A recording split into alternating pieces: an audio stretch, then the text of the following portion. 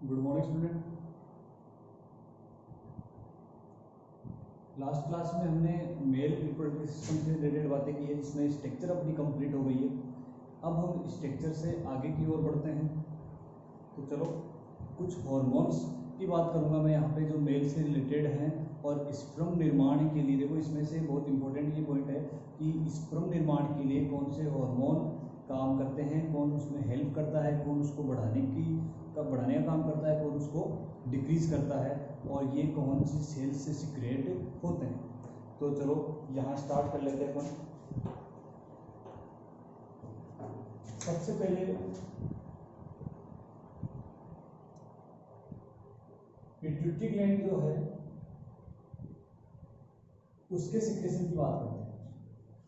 Pituitary gland आपने पढ़ रखी है 11th क्लास में, जो आपने एंडोक्राइन सिस्टम कंप्लीट पढ़ा है, तो वहां पर आपने देखा होगा कि पिट्यूटरी ग्लैंड से कौन कौन से हार्मोन सिक्रेट होते हैं, कहाँ पर ये काम करती है। तो यहाँ बात करें तो पिट्यूटरी ग्लैंड से हार्मोन सिक्रेट होता है एफएसएच, ठीक है। और एफएसएच हमेशा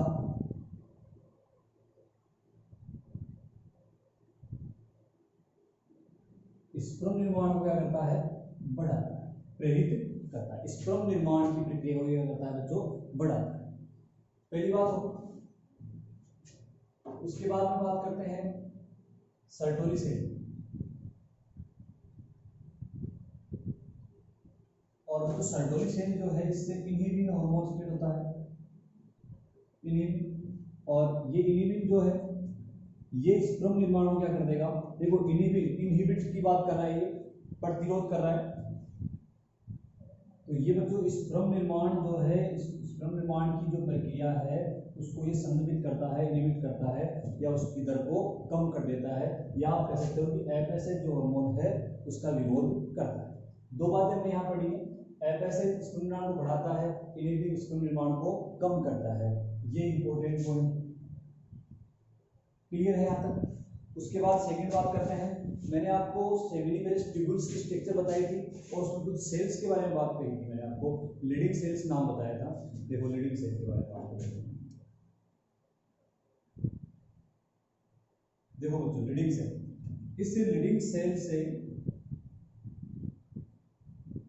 टेस्टोस्टेरोन, ठीक है, ये सिक्रेट होता है। और टेस्टोस्टेरोन बच्चों क्या करता है, स्पर्म निर्माण की जो दर है या स्पर्म निर्माण का जो प्रोसेस है उसको ये प्रेरित करता है, यानी स्पर्म निर्माण की दर को बढ़ाता है। तो हम सीधा सा कह सकते हैं स्पर्म निर्माण में कौन कौन से हार्मोन हेल्प करते हैं, एफएसएच, टेस्टोस्टेरोन। एफएसएच पिट्यूटरी का सिक्रेशन है और टेस्टोस्टेरोन लीडिंग सेल्स का सिक्रेशन। हो सकता है लीडिंग सेल से या टेस्टोस्टेरोन कौन सी हार्मोन से सिक्रेट होता है, ठीक है। एंड्रोजन की हमने बात करी थी, तो लीडिंग सेल टेस्टोस्टेरोन स्पर्म निर्माण को बढ़ा देता है। ये तीन हार्मोन की बात हो गई। इसके साथ में टेस्टोस्टेरोन के साथ मिक्स होकर टेस्टोस्टेरोन की कंसंट्रेशन को, सांद्रता को बढ़ाने वाला एक हार्मोन है। देखो इसका नाम लिख लेते हैं, यहाँ देता हूँ इसमें ABH, या आप इसको बोल सकते हो ABP। देखो इसका पूरा नाम है बच्चों एंड्रोजन, एक मतलब एंड्रोजन बाइंडिंग हार्मोन, या इसको आप क्या कह सकते हो प्रोटीन, क्योंकि लास्ट में प्रोटीन है दूसरे नाम में, एंड्रोजन बाइंडिंग प्रोटीन या एंड्रोजन बाइंडिंग हार्मोन। देखो यहां पर आपको याद रखना है कि जो ABH है या ABP जिसको हम कह रहे हैं, दोनों देखो एक ही है, इनका नाम अलग अलग है। एक में हार्मोन यूज किया जा रहा है और एक में प्रोटीन। यहाँ पे आपको याद रखना होगा, हार्मोन कह सकते हैं या फिर प्रोटीन कह सकते हैं। देखो ABH और ये ABP जो है ये क्या करते हैं, टेस्टोस्टेरोन के साथ में मिलते हैं, टेस्टोस्टेरोन प्लस ABH, ठीक है। ABH टेस्टोस्टेरोन और ABH क्या इसके साथ ये क्या करेगा, मिलेगा और इसकी सांद्रता को क्या कर देगा बच्चों, इसकी सांद्रता को इंक्रीज कर देगा, इसकी सांद्रता को बढ़ा देगा। ठीक है। सांद्रता बढ़ने के बाद में ये क्या करेगा बच्चों, टेस्टोस्टेरोन सेमिनिफेरस ट्यूब्यूल्स में प्रवेश करेगा और प्रवेश करने के बाद में ये वहां पर पहुंचेगा और स्पर्म निर्माण का जो प्रोसेस है उस स्पर्म निर्माण को इंक्रीज कर देगा, या हम कह सकते हैं प्रेरित। देखो क्या पढ़ा हमने, तीनों हार्मोन्स की बात हो गई। उसके बाद मैंने कहा कि एक अलग टाइप का हार्मोन है जिसको हम एंड्रोजन बाइंडिंग हार्मोन या एंड्रोजन बाइंडिंग प्रोटीन कहते हैं। ये हार्मोन टेस्टोस्टेरोन के साथ मिलकर इसकी टेस्टोस्टेरोन की क्या करता है, सांद्रता को बढ़ा देता है। और जब सांद्रता इसकी बढ़ जाएगी तो ये क्या करता है, सेमिनिफेरस ट्यूब्यूल्स में प्रवेश करेगा। ठीक है, सेमिनिफेरस ट्यूब्यूल्स के अंदर क्या करेगा बच्चों, प्रवेश करेगा। और सेमिनिफेरस ट्यूब्यूल्स में प्रवेश करेगा तो मैंने आपको ये कहा था कि सेमिनिफेरस ट्यूब्यूल्स के अंदर दो प्रकार की सेल्स होती है। ठीक है, और उन दोनों सेल्स में से मैंने आपको बताया था कि कौन सी कुबोइडल सेल है और कोलुमनर सेल है। कौन सी सेल इसमें निर्माण करती है बच्चों, कुबोइडल सेल। तो ये वहां पर पहुंचेगा और सेमिनिफेरस ट्यूब्यूल्स में प्रवेश करने के बाद में स्पर्म निर्माण को प्रेरित करता है। लिखा है ना हमने, टेस्टोस्टेरोन स्पर्म निर्माण को प्रेरित करता है। तो ये कैसे करता है ये मैंने आपको यहाँ पे बता दिया, आप इसको नोट करें।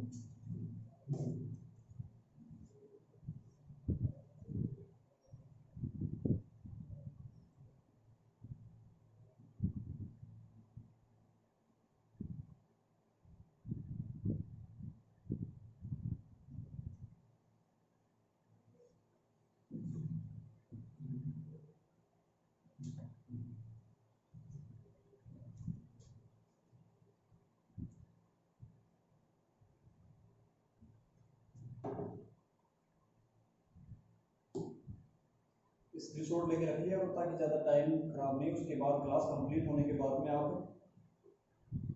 इसको नोट कर लिया।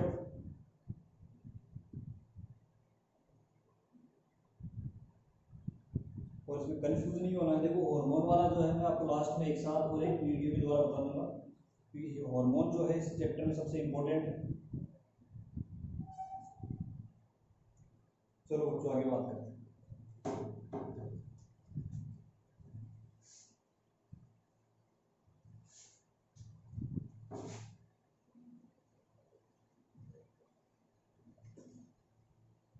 देखो टेस्टोस्टेरोन हार्मोन जो है उसकी बात करेंगे कि टेस्टोस्टेरोन हार्मोन जो है वो इम्पोर्टेंट क्यों। मेल के अंदर जो सेक्सुअल हार्मोन है वो कौन सा है बच्चों, टेस्टोस्टेरोन।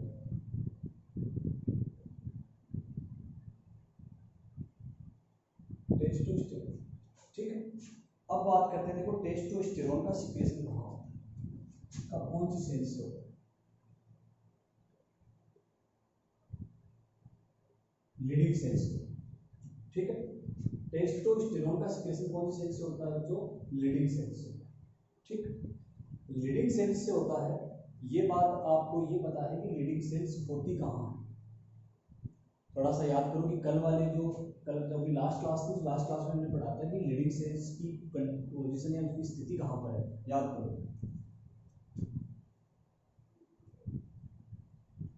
याद आया, देखो ऐसे बनाया था हमने, आया कुछ याद, बताने की जरूरत नहीं है। यदि इसके कार्य की बात करते हैं तो इसका कार्य हो जाएगा बच्चों, एक तो है स्पर्म का निर्माण, एक तो क्या है स्पर्म का निर्माण, और दूसरा देखो मेल और फीमेल चाइल्ड जो हैं जब उनकी प्यूबर्टी स्टार्ट होती है, किशोरावस्था स्टार्ट होती है, तो उस समय मेल के अंदर मेल वाले कैरेक्टर डेवलप होते हैं और फीमेल में फीमेल वाले कैरेक्टर डेवलप होते हैं, जिनको हम क्या बोलते हैं, सेकेंडरी सेक्सुअल कैरेक्टर। क्या बोलते हैं बच्चों, secondary sexual character. Male secondary sexual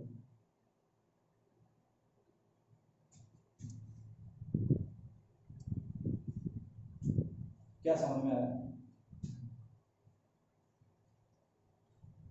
देखो मैं कह रहा हूँ कि प्यूबर्टी के समय मेल में और फीमेल में अलग अलग लक्षण डेवलप होते हैं, जिससे ये पता लगता है कि ये मेल है और ये फीमेल।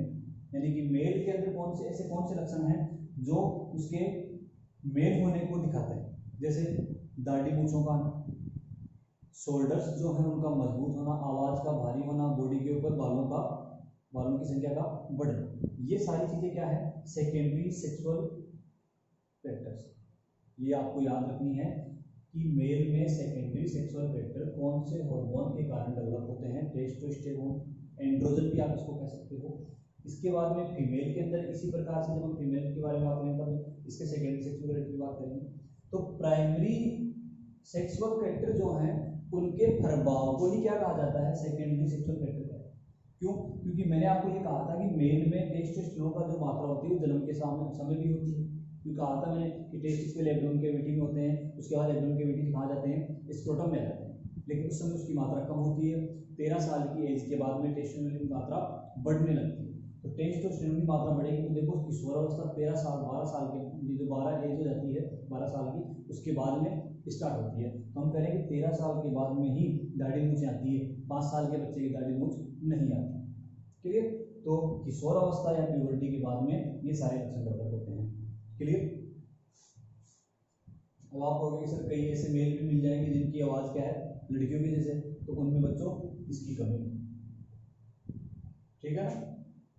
कोई मेल फीमेल वॉइस निकाल रहा है या उसकी आवाज़ फीमेल की जैसे ही है, तो आप क्या कह सकते हो, ये है उसकी मेन जड़। समझ? अब महिलाओं में और जो लड़कियां हैं या महिलाएं उनकी आवाज़ तो ऐसी तो है, क्योंकि उसमें इसकी मात्रा क्या होती है, कम होती है। या आप ऐसे नहीं कह सकते कि ये बिल्कुल ही नहीं होता है लेकिन बहुत कम मात्रा में होता है, ताकि फीमेल के जो सेक्स हार्मोन है वो कंट्रोल हो सके। इन सब की बात हम दोबारा आगे और करेंगे, अभी एक बार आप इसको नोट करें।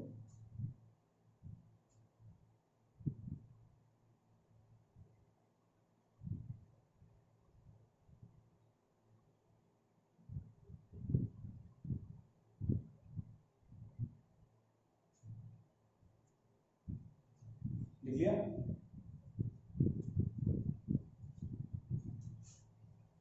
देखो जो मेटाबॉलिज्म है उसमें कैटाबॉलिक और एनाबॉलिक कंडीशन होती है, ठीक है। यहाँ हम डायरेक्ट बात करेंगे एनाबॉलिक। तो एनाबॉलिक में सबसे पहले अपन बात करते हैं कि जो प्रोटीन का संश्लेषण है, ये टेस्टोस्टेरोन प्रभाव की बात चल रही है, प्रोटीन का जो संश्लेषण है बच्चों वो बढ़ जाता है, और इसके बढ़ने से मसल्स क्या हो जाती है, स्ट्रॉन्ग हो जाती है। क्लियर? नंबर 2, बोन के अंदर कैल्शियम जो है उसका जमाव होने लगता है या उसकी जमाव बढ़ जाता है, जिससे क्या होता है बच्चों, बोन जो है वो बोन भी क्या हो जाएगी, स्ट्रॉन्ग हो जाएगी। यही कारण होता है कि मेल की बॉडी फीमेल की बॉडी की तुलना में ज्यादा मजबूत होती है,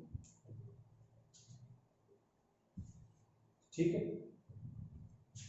आई बात समझ? प्रोटीन संश्लेषण, मसल्स स्ट्रॉन्ग हो जाएगी, बोन के अंदर कैल्शियम जमा होगा, तो आप इसको क्या कह सकते हो कि बोन स्ट्रॉन्ग है, या आप कह सकते हो कि बोन का जो मास है वो इंक्रीज हो जाता है।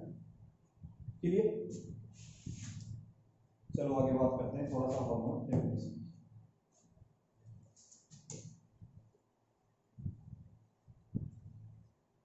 नोट कर लिया?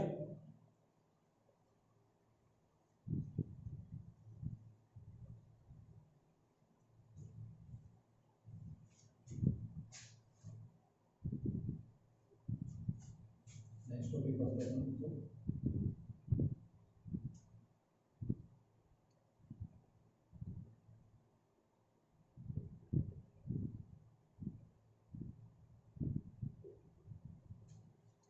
हार्मोन रेगुलेशन, और इसमें हम पढ़ेंगे हाइपोथैलेमस के बारे में।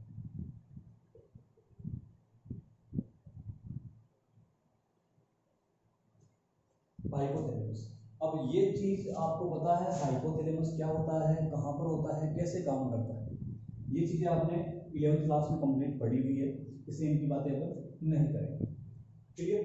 देखो हाइपोथैलेमस जो है, हाइपोथैलेमस एक विशेष प्रकार का हार्मोन सीक्रेट होता है जिसको हम क्या बोलते हैं GnRH,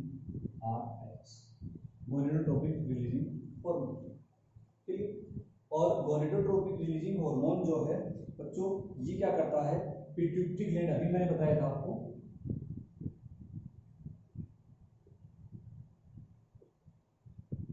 पिट्यूटरी ग्लैंड के ऊपर क्या करेगा, कार्य करेगा। पिट्यूटरी ग्लैंड में भी दो पार्ट होते हैं, एंटीरियर और पोस्टीरियर। ठीक है, पिट्यूटरी ग्लैंड से दो प्रकार के हार्मोन यहां से होते हैं, ये आपको याद रखना है। देखो क्या पढ़ा हमने कि हाइपोथैलेमस से GnRH सीक्रेट होता है, ये पिट्यूटरी ग्लैंड में काम करेगा। अब पिट्यूटरी ग्लैंड के दो लोब होते हैं, एंटीरियर और पोस्टीरियर। तो देखो पिट्यूटरी ग्लैंड का जो एंटीरियर लोब है वहां पर ये काम करता है, और पिट्यूटरी ग्लैंड से दो हार्मोन सीक्रेट हो रहे हैं। एक कौन सा हो रहा है बच्चों, FSH। ठीक है, FSH, इसके साथ में आपको याद रखना है LH या ICSH, interstitial cell stimulating hormone. ठीक है, FSH और LH। क्लियर। जनरली देखो जब हम फीमेल रिप्रोडक्टिव सिस्टम पढ़ेंगे तो उसमें FSH और LH की बहुत महत्वपूर्ण भूमिका होती है। तो आपको याद रखना है कि FSH और LH की फीमेल में तो है, लेकिन मेल में इसकी क्या भूमिका है वो आपको याद रखना है। तो आपको यहाँ पे देखो ये कौन सा लोब है, एंटीरियर लोब की बात दिख रहा है। एंटीरियर लोब से हम कह रहे हैं कि FSH और LH सीक्रेट हो।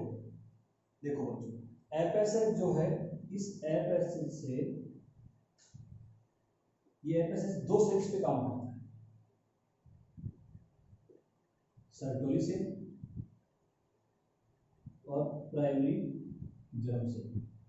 ठीक है, यानी कि ये सर्टोली सेल पे काम करेगा और प्राइमरी जर्म सेल को क्या करेगा बच्चों, प्रेरित करेगा। अभी आपको पता लग रहा है कि प्राइमरी जर्म सेल को प्रेरित करने का मतलब क्या होता है कि ये स्पर्म निर्माण को बढ़ाता है, स्पर्म निर्माण को बढ़ाता है। ये बात मैंने आपको बताई। सर्टोली सेल है तो सर्टोली सेल से एक हार्मोन सीक्रेट होता है जिसका नाम है इनिबिन। क्या नाम है, इनिबिन। और इनिबिन का काम क्या है बच्चों, स्पर्म निर्माण को डिक्रीज करना। ये बातें मैंने आपको बताई। ठीक, LH और ICSH जो है ये इंटरस्टिशियल सेल के ऊपर कार्य करते हैं, और ये सेल क्या करेगी बच्चों,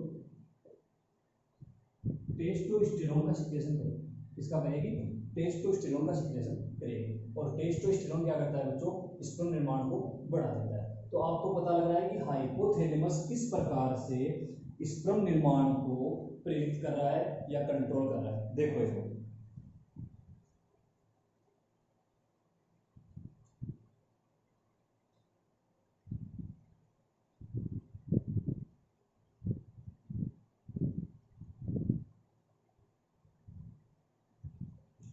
ठीक है, यहां तक क्लियर। क्या समझा, hypothalamus, GnRH, pituitary gland, anterior lobe से FSH और LH सीक्रेट होते हैं। LH इंटरस्टिशियल सेल पे कार्य करेगा जिससे टेस्टोस्टेरोन का सिक्रेशन होता है। तो हम कह सकते हैं कि कौन सा हार्मोन है जो टेस्टोस्टेरोन को सिक्रेशन की दर को बढ़ा देता है, तो आपका आंसर आएगा LH। FSH का काम है सर्टोली सेल पे काम करता है, सर्टोली सेल से इनिबिन सीक्रेट होता है और प्राइमरी जर्म सेल को प्रेरित करता है, जिससे स्पर्म का निर्माण होता है। तो स्पर्म निर्माण की बात होगी टेस्टोस्टेरोन तक की। ठीक है, अब यहाँ पर हम बात करें टेस्टोस्टेरोन, और ये जो प्राइमरी जर्म सेल से स्पर्म निर्माण हो जाएगा। लेकिन यहाँ पे जो इनिबिन है इसका क्या काम है, ये देखना। इनिबिन क्या करता है, इनको हाइपोथैलेमस को और पिट्यूटरी ग्लैंड को उसके अकॉर्डिंग, कंडीशन के अकॉर्डिंग नेगेटिव फीडबैक देता है। क्या देता है, नेगेटिव फीडबैक देता है। नेगेटिव फीडबैक का मतलब कि हाइपोथैलेमस से GnRH की मात्रा ज्यादा सीक्रेट हो रही है तो पिट्यूटरी के ऊपर ज्यादा इफेक्ट करेगी, ज्यादा इफेक्ट करेगा तो FSH की मात्रा बढ़ेगी और LH की मात्रा बढ़ेगी। LH की मात्रा बढ़ेगी तो ये सेल ज्यादा प्रेरित होगी, जिससे ज्यादा टेस्टोस्टेरोन सीक्रेट होगा। FSH की मात्रा बढ़ेगी तो प्राइमरी जर्म से ज्यादा प्रेरित होगी, स्पर्म का निर्माण बहुत ज्यादा हो जाएगा।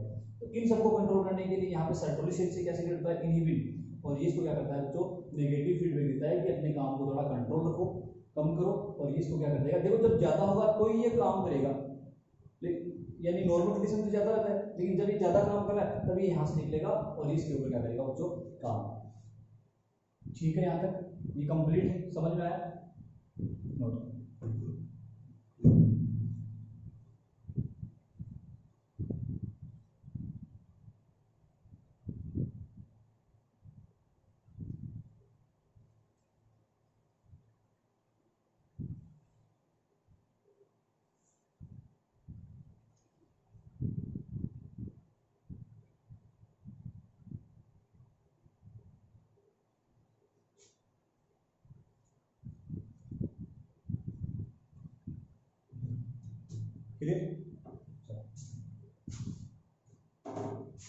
टेस्टिस से निकलने वाली कुछ नलिकाएं, उनकी बात कर लेते हैं। ये डायग्राम बेस्ड क्वेश्चन यहाँ से बनता है।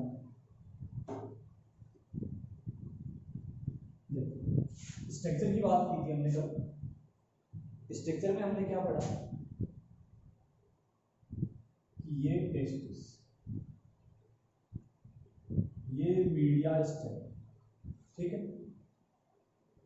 ये टेस्टिस लोब्यूल्स। अब जिसने पहले वाली क्लास ढंग से पढ़ी है उसको समझ में आ जाएगा, नहीं तो घूमते रहो। देखो ये इसके अंदर ट्यूब्यूल्स होती हैं जिनकी संख्या 2 से 3 होती है। मैंने कहा था टेस्टिस लोब्यूल्स जो हैं उनकी संख्या 250 से 3 से होती है, याद आ रहा है?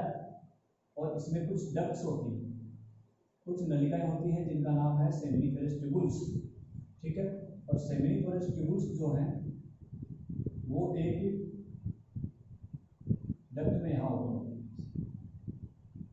जिसको आपने नाम दिया था रेटेड टेस्टिस, याद आ रहा है? हाँ जी। रेटेड टेस्टिस जो है वो मिलके एक, यानी कि यहाँ से रेटेड टेस्टिस एक नलिकाओं का जाल होता है, ठीक है।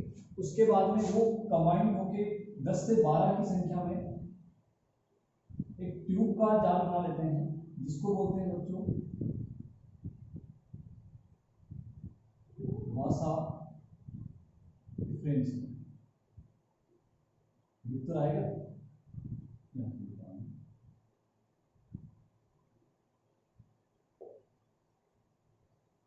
वासा डिफरेंशियल, ठीक है, वासा डिफरेंशियल होती है। इसकी संख्या होती है बच्चों 12 से 20, ठीक है।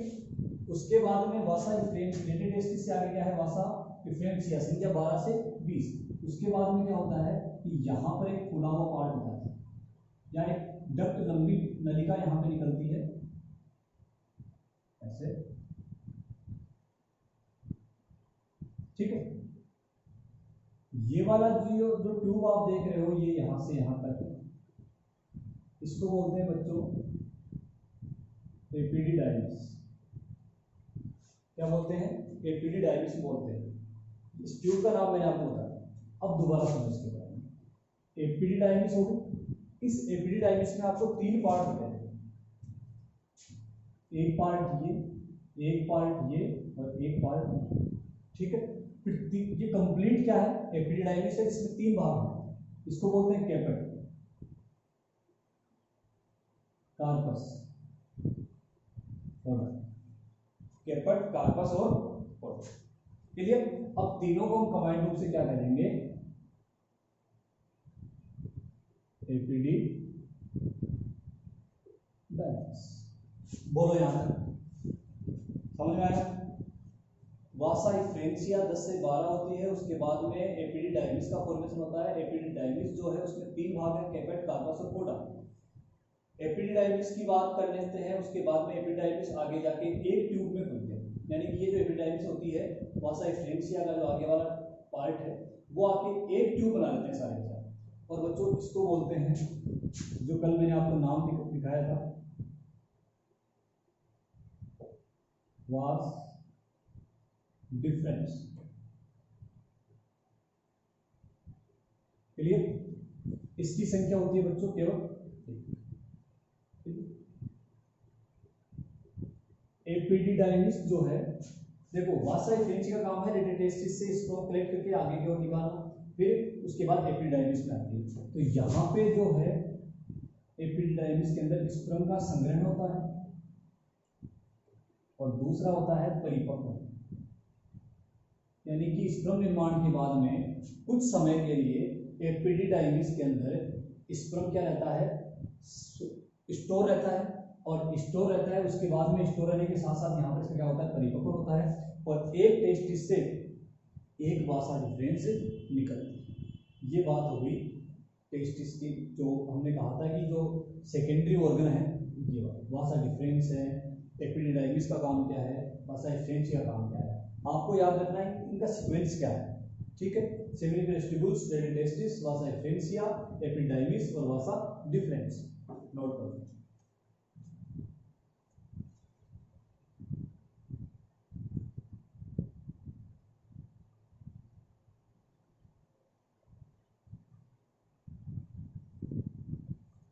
क्लियर है?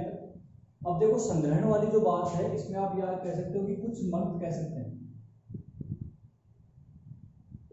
कुछ महीनों तक ये क्या रहता है यहाँ पे जीवित रहता है। यदि यहाँ पर देखो इसमें क्या होता है, स्टीरोसीलिया होते हैं, एपिडिडाइमिस की जो दीवार है उसमें स्टीरोसीलिया होते हैं, और यदि एपिडिडाइमिस के अंदर स्पर्म मृत हो जाता है तो स्टीरोसीलिया क्या करते हैं, उसका भक्षण कर लेते हैं, उसको खा लेते हैं, और जो उसके अंदर पोषक पदार्थ हैं उनको अपनी सेल्स में काम में ले लेते हैं। इस बात को भी आप ध्यान रखोगे कि एपिडिडाइमिस के अंदर स्टीरोसीलिया है और वो मरे हुए स्पर्म को खा लेती है।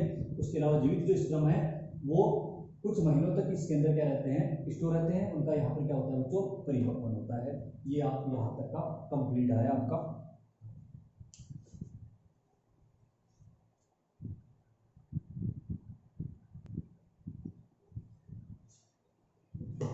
हाँ जी बच्चों, आगे बात करते हैं, थोड़ा सा समय को ध्यान रखते हुए।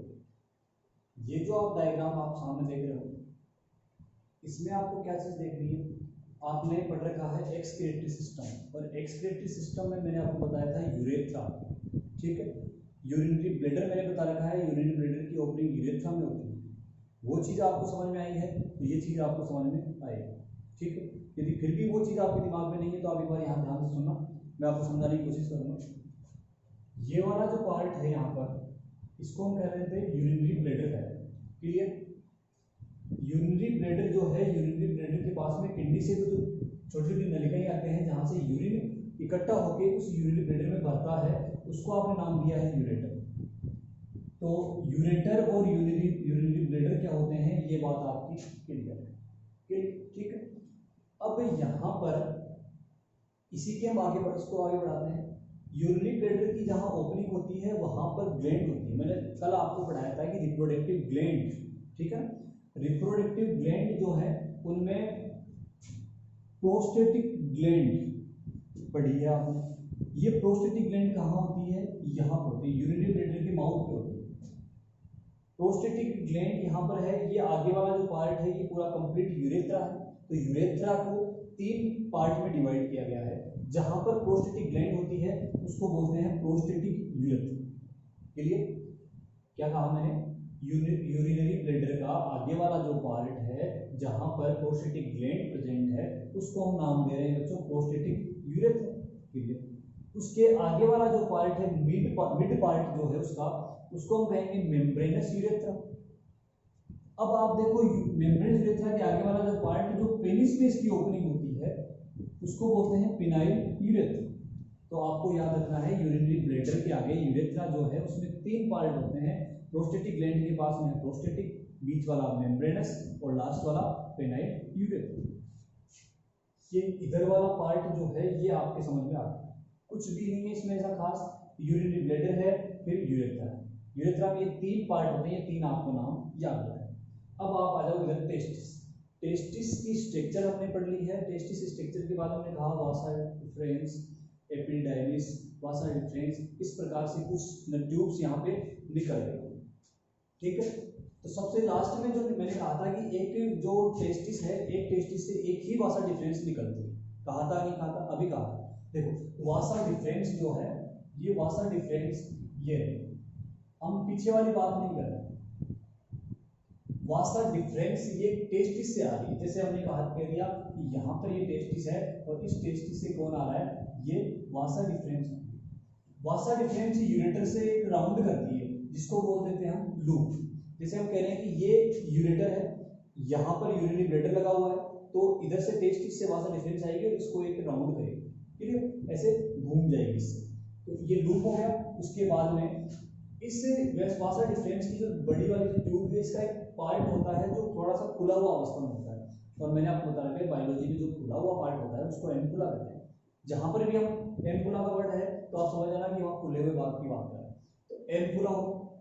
उसके जस्ट आगे एम्पुला के जस्ट पास में मैंने जब आपको ये ग्लैंड्स बताई थी, तो प्रोस्टेटिक ग्लैंड के बाद दूसरा नाम था सेमिनल वेसिकल्स। तो ये सेमिनल वेसिकल्स कहाँ पर होती है, बात समझ में आ रही है आपको? तीनों ग्लैंड कहाँ कहाँ है ये मैं आपको बताऊंगा, क्लियर? यहाँ पर सेमिनल वेसिकल्स हो गए। उसके बाद में सेमिनल वेसिकल्स जो है इसका सिक्रेशन भी यहाँ से क्या होगा, इस वासा डिफरेंस की जो डक्ट है जिसको हम आगे, यानी कि देखो यहाँ पर पहले तो क्या आ रहा था, केवल वासा डिफरेंस से आने वाले स्पर्म वो फ्लूइड आ रहे थे। उसके बाद हम कह रहे हैं कि सेमिनल वेसिकल्स जो स्पर्म निर्माण में काम करता है वो सारा सिक्रेशन यहाँ इस ट्यूब में यहाँ ओपन हो जाएगा। उसके बाद में ये ट्यूब जो यहाँ आके इस मेम्ब्रेन यूरेथ्रा में इसकी जो ओपनिंग हो रही है यहाँ पे आ रही है, तो इस ट्यूब को क्या बोलते हैं, इजैकुलेटरी डक्ट बोलते हैं इसको। बोलो यहाँ तक समझ में आया है? क्लियर? अब देखो यहाँ पर हम क्या कहते हैं कि प्रोस्टेटिक ग्लैंड का सिक्रेशन हो जाएगा, सेमिनल वेसिकल्स का सिक्रेशन हो जाएगा, और एक काउपर ग्लैंड हमने पढ़ी है उसका सिक्रेशन हो जाएगा। क्लियर? और इन तीनों का सिक्रेशन और स्पर्म मिलके क्या बनाते हैं बच्चों, सीमन वीर्य का फॉर्मेशन करते हैं। देखो टेस्टिस से क्या है, sperm, seminal vesicles, prostatic gland का सिक्रेशन यहाँ पे आके ओपन हो गया, मतलब इस पेनाइल यूरेथ्रा के पहले पहले क्या हुआ, इस सीमन का फॉर्मेशन कंप्लीट हो गया। क्लियर? ग्लैंड का जो सिक्रेशन है वही क्या है बच्चों, फ्लूइड। अब देखो हम बात करते हैं सीमन की। सीमन क्या होता है? सबसे पहले आपको याद रखना है कि सीमन की जो पीएच है वो 7.4 होती है। क्लियर? दूसरा यहाँ पे आपको एक चीज यहाँ डायग्राम समझ में आ रही होगी कि ये जो यूरेथ्रा है वो केवल एक ही, मतलब एक ही रास्ता है सीमन को बाहर निकालने के लिए और यूरिन को बाहर निकालने के लिए। इसमें क्या होता है बच्चों, यूरिन होता है, तो यूरिन को और इधर से जो सीमन आ रहा है, जो वीर्य है या स्पर्म जो है उनको बाहर निकालने के लिए केवल एक ही रास्ता होता है। क्लियर? देखो सीमन की बात कर रहे हैं, 7.4 है। अब सीमन के अंदर क्या क्या होता है, सबसे पहले टेस्टिस से बन के आया है वो तो स्पर्म हो गए, तो ये जो आपको दिखाई दे रहे हैं ये क्या हो जाएंगे बच्चों, स्पर्म।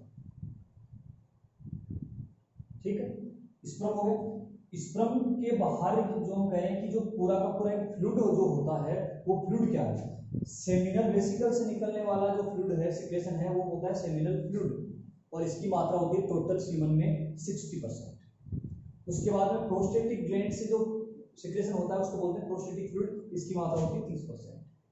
ठीक है, उसके बाद में काउपर ग्लैंड जो होती है, उस काउपर ग्लैंड से सिक्रेशन जो सिक्रेशन होता है उसको बोलते हैं काउपर फ्लूइड। मात्रा कितनी है बच्चों, 1 से लेके 10%। यहाँ तक की बात क्लियर है? अब हम बात कर लेते हैं स्पर्म की, कि स्पर्म क्या है, कितने होते हैं। तो स्पर्म जो है, जो एजुकेशन होता है नॉर्मल एजुकेशन, उस एजुकेशन के अंदर कितने होते हैं बच्चों, 200 से 300 मिलियन होते हैं। ठीक है, अब 200 से 300 मिलियन स्पर्म तो होते हैं, लेकिन वहाँ पर एक कंडीशन लगती है कि एक फर्टाइल जो स्पर्म होता है उसके लिए क्या कंडीशन होती है, तो 200 से 300 में यानी कि जो 100% स्पर्म आ रहा है उसमें से 60% जो स्पर्म है वो नॉर्मल साइज और उसकी शेप होनी चाहिए। नॉर्मल साइज और उसकी शेप होगी तो ही वो आगे जाके ओम को फर्टाइल कर सकता है, निषेचित कर सकता है, अन्यथा नहीं कर पाएगा। इसके साथ ही 100 में से 40% स्पर्म ऐसे होने चाहिए जो क्या होने चाहिए, गतिशील होने चाहिए, मोटाइल होने चाहिए। क्या होने चाहिए बच्चों, गतिशील होने चाहिए।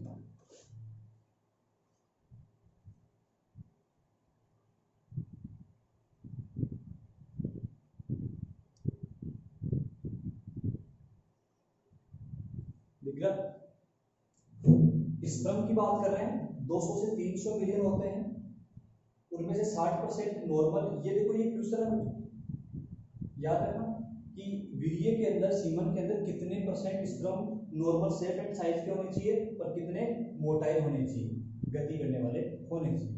तो स्पर्म हो गया, सीमन की बात कर ली, और नोट कर दो।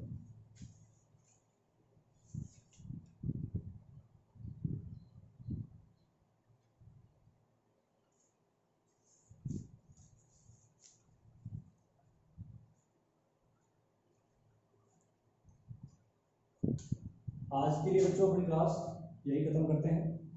और ये वाला कंप्लीट आप ढंग से इसको पढ़ोगे। क्लियर? धन्यवाद।